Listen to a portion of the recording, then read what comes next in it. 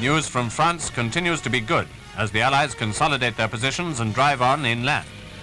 British troops fighting on the eastern flank have made steady progress, but every town, every village has been bitterly contested.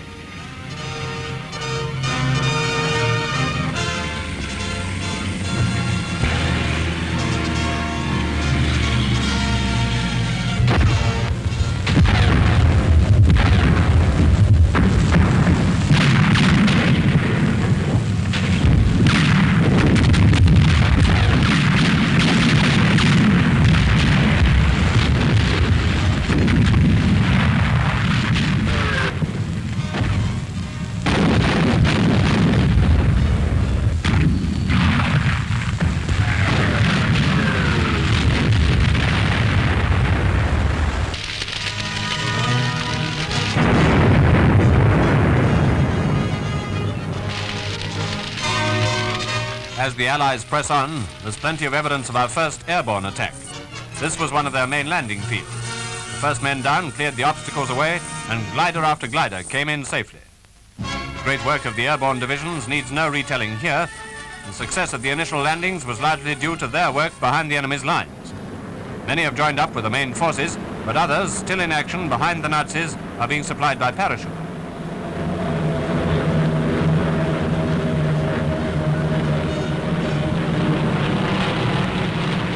Another factor in our great success has been mastery of the air. Continuous patrols over the beaches by Allied fighters have kept the Luftwaffe at a distance, and the landing of reinforcements and supplies has gone on almost uninterrupted. Only perfect cooperation between all the Allies and all the services has made this great three-dimensional plan possible. It's all one vast fighting force, fighting one vast battle.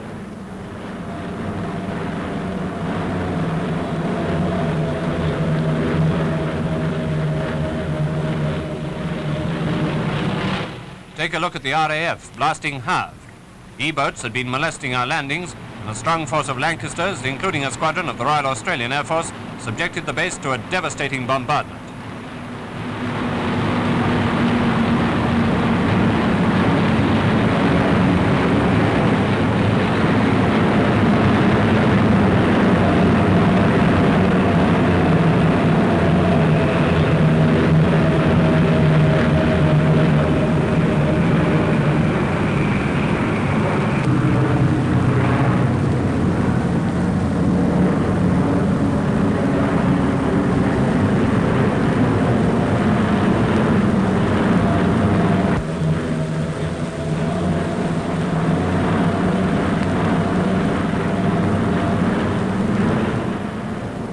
Now, the moment for which all France has been waiting, the return of General de Gaulle. The Free French leader crossed the Channel in a French ship. Try to put yourself in his place. After 4 years of exile, he is at last on the journey back to his native country. General Charles de Gaulle, foremost among those Frenchmen who never lost faith in the resurrection of their country, is back.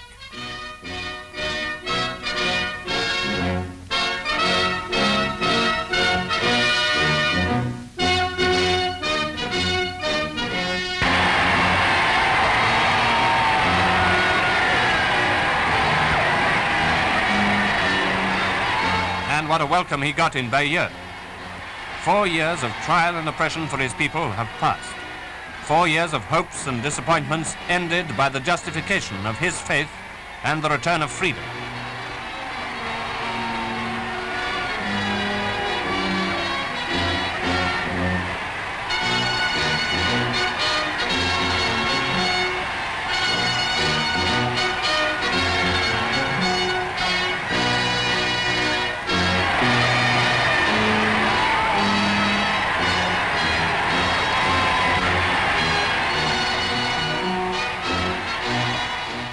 It's in the Cherbourg area that our advance has been most spectacular. The fight by the Americans to drive across the peninsula and the actual cutting off of the peninsula is by far our greatest success to date. The going has been hard, and a trail of wrecked towns lies behind the advancing forces. This is Isigny, captured in the earlier stages of the drive. Once again, the fair land of France is feeling the destruction of war, but this time there are great compensations. Liberty is returning. These horrors are part of the price the world must pay for freedom.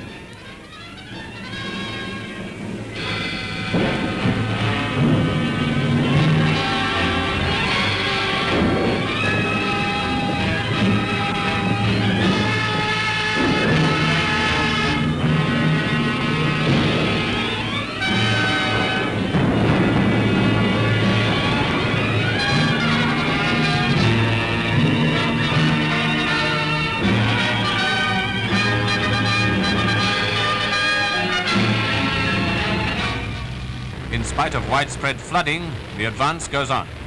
Here in the Montebourg sector, the ground was only won after fierce fighting. Montebourg itself changed hands several times, but the drive to the coast continued. The significance of the peninsula is great. Apart from the large enemy forces cut off with their equipment, the capture of a deep water port will be of great help in landing the ever-growing amount of supplies which will be needed as we press on further inland. Only 10 days after the landings, the King went to France. He travelled over in Arethusa, which had led the bombardment on D-Day. With His Majesty were Admiral Ramsay, Air Chief Marshal Sir Charles Portal, and Admiral of the Fleet Sir Andrew Cunningham. It was to be a memorable day for the troops in France.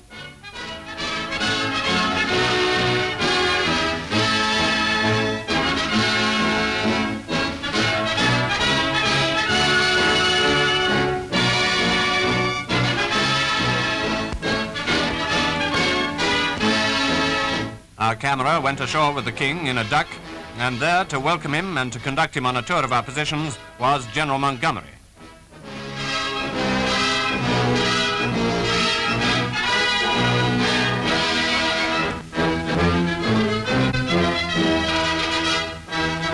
While guns rumbled in the distance, His Majesty held an open-air investiture and presented decorations to men who distinguished themselves in the first landings. The rewards of valor in the face of the enemy were just a few of the men who deserved them. Men who landed on a well-fortified coast which Hitler declared impregnable, landing in spite of defenses which had taken 4 years to build and perfect. The King must have felt as proud of his countrymen as they were of the honors he bestowed.